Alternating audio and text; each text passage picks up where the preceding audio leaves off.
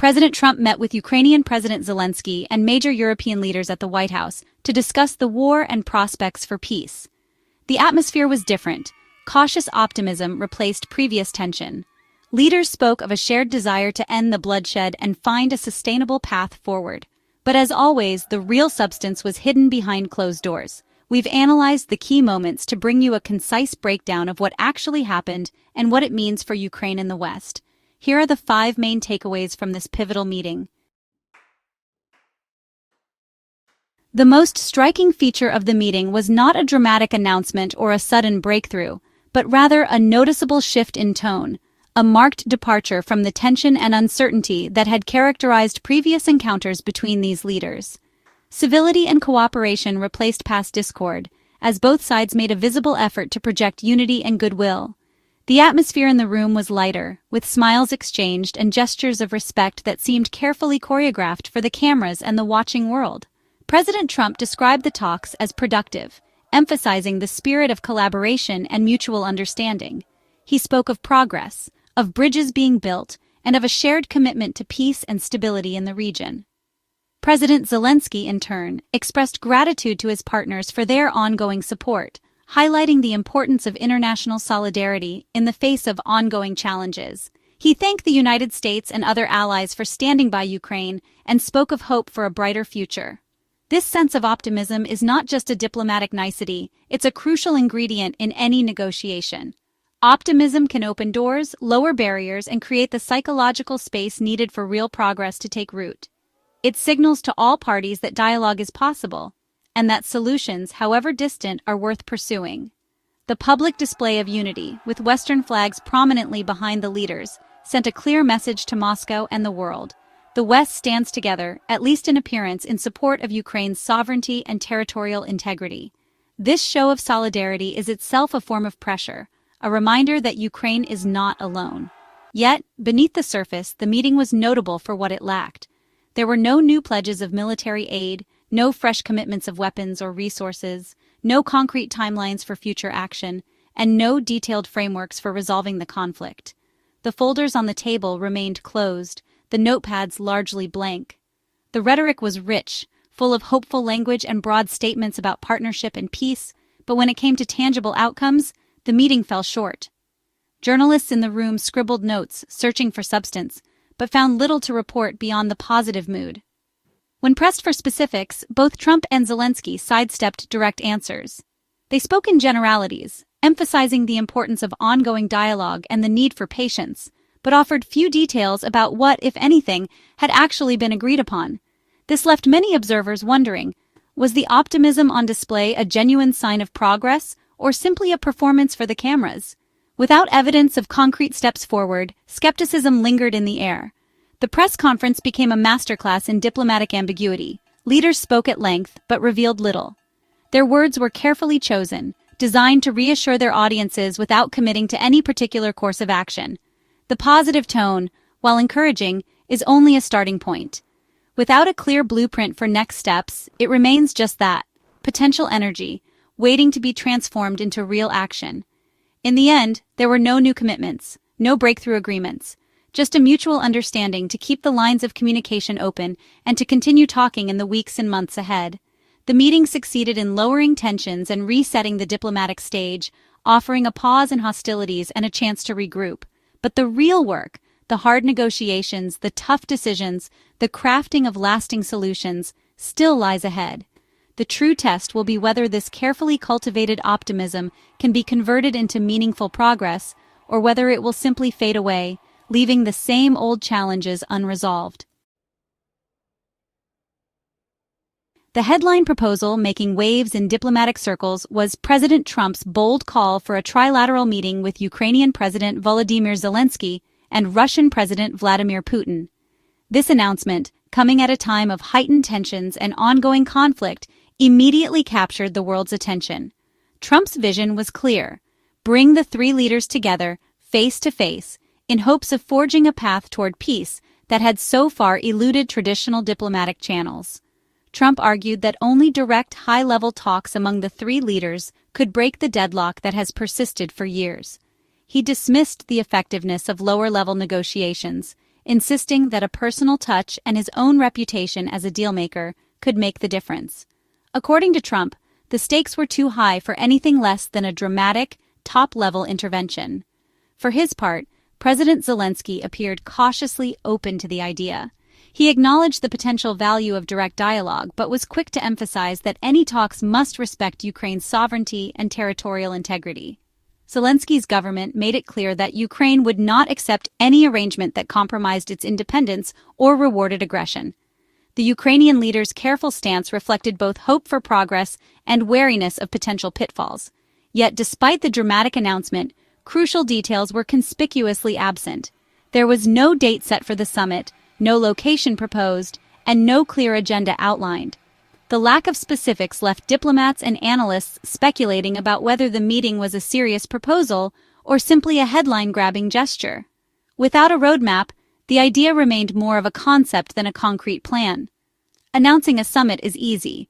Actually making it happen is a formidable diplomatic challenge.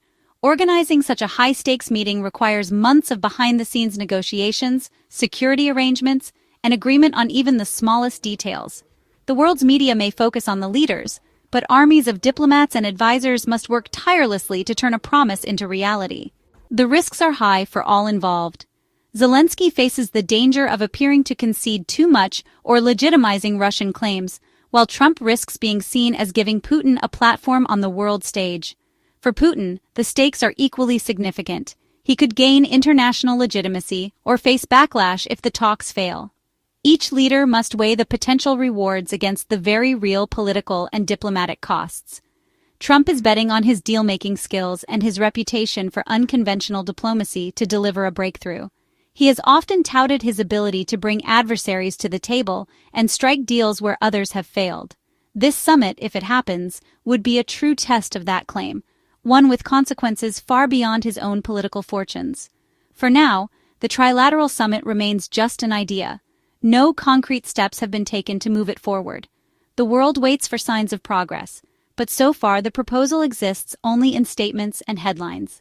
The uncertainty leaves many wondering whether this is the start of a new diplomatic chapter or simply another fleeting moment in the news cycle. It's a bold move, and one that has sparked debate among experts and the public alike. Some see it as a genuine opportunity for progress, while others dismiss it as political theater. Without specifics, however, the proposal remains more of a talking point than a tangible plan. The world is left to speculate about what, if anything, will come next. The world will watch closely to see if this ambitious proposal can move from rhetoric to reality. With so much at stake, every development will be scrutinized by governments, analysts, and ordinary citizens alike. The outcome could reshape not only the conflict in Ukraine, but the broader landscape of international relations. Until then, Trump's trilateral summit remains a promise, not a plan, a bold idea waiting for the world to see if it will ever become more than just words. Security for Ukraine was a central issue at the summit. President Zelensky arrived with a clear and urgent demand, ironclad, legally binding guarantees that would ensure his country's safety in the face of ongoing threats. For Ukraine, the stakes could not be higher. The memory of past betrayals and broken promises loomed large, making the need for concrete assurances more pressing than ever. Zelensky's message was direct. Ukraine cannot afford another vague promise or a diplomatic gesture that falls short of real protection. Former President Donald Trump, a key figure in the discussions, promised what he called real security for Ukraine. Yet, as the cameras flashed and the world watched, the specifics of his proposal remained elusive. There were no details about what form this security would take, no mention of timelines, and no clear commitments that Ukraine could rely on in a crisis. What does real security actually mean in this context? Is it a formal treaty signed and ratified by all parties that would obligate the United States and its allies to come to Ukraine's defense? Or is it something less tangible, a statement of intent, a handshake, or a diplomatic note that offers reassurance but little in the way of enforceable action? Could it involve the deployment of foreign troops on Ukrainian soil, the delivery of advanced weapon systems, or a new level of intelligence sharing? Or perhaps is it simply a promise of ongoing political support with no military backing? Each option carries its own risks and uncertainties, and for Ukraine, the difference between them is a matter of survival. Ukraine's past experience with vague assurances, most notably the 1994 Budapest Memorandum, has left deep scars. Back then, Ukraine gave up its nuclear arsenal in exchange for security guarantees from major powers, including the United States and Russia. But when those guarantees were tested, they proved to be little more than words on paper. This painful history makes clarity and enforceability absolutely essential for any new agreement. The United States, for its part, has so far avoided making concrete commitments. Instead, American officials have maintained a posture of strategic ambiguity, offering support and solidarity, but stopping short of binding themselves to any specific course of action. This approach is designed to keep options open, but it also leaves Ukraine in a precarious position. For Kiev, this ambiguity is both reassuring and frustrating. On one hand, it signals ongoing U.S. engagement and a willingness to help. On the other, it avoids tying America to a risky defense pact that could draw it into direct conflict with Russia. The result is a delicate balancing act, with Ukraine caught in the middle. Ukraine's leaders are acutely aware that clarity is vital. They need to know exactly what support they can count on if their sovereignty is threatened again. Meanwhile, the U.S. remains wary of automatic commitments, such as those found in NATO's Article 5, that could trigger a much wider war, with unpredictable consequences for the entire region. Trump's statements acknowledged the problem, highlighting the need for stronger guarantees. But his words stopped short of offering a solution. The lack of specifics left both Ukrainian officials and international observers wondering what, if anything, would actually change on the ground. The United States has endorsed the principle of security guarantees for Ukraine, recognizing the importance of the issue. Yet, the details, what those guarantees will look like, how they will be enforced, and who will be responsible, remain undefined. Without these answers, the promise of security is little more than a concept. The conversation has started and the world is watching, but so far the substance is missing.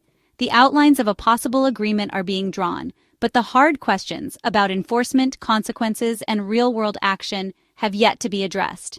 For now, Ukraine has a promise, not a plan. The assurances offered are encouraging, but they lack the concrete steps and legal force that would make them truly reliable in a crisis.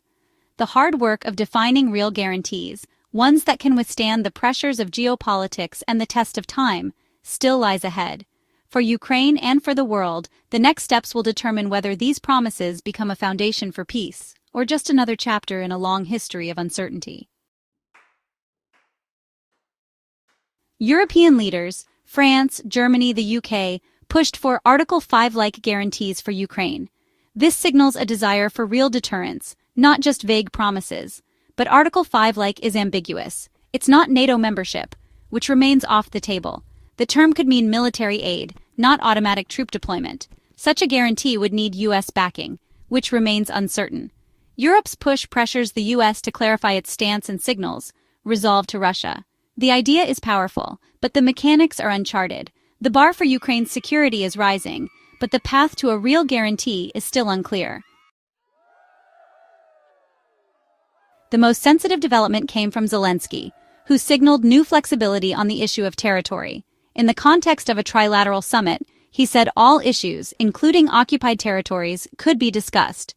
This is a major shift from Ukraine's previous stance of restoring all 1991 borders. Zelensky gave no details, but even opening the door to talks is significant. Any hint of territorial compromise is politically risky at home. This could be a genuine move toward peace or a strategy to put pressure on Russia. Zelensky tied this flexibility to having the U.S. present as a mediator. The risks are high, but so are the stakes for peace. For the first time, Ukraine is signaling willingness to discuss the previously unthinkable. That small opening could change everything.